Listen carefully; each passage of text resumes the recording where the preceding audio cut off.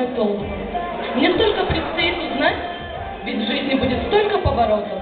Но о себе я постараюсь рассказать. Меня зовут Галя. Родилась 16 лет назад, зимой, когда снег сыпал и мороз кусал. Так познакомилась я с жизнью городской. Прошли года, и этот день настал.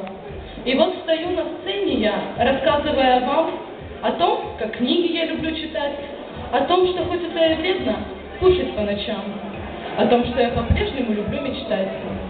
Учусь я в группе А122, и этим я горжусь, признаться честно. И не стесняясь, я скажу, они моя семья, хоть это вовсе неуместно.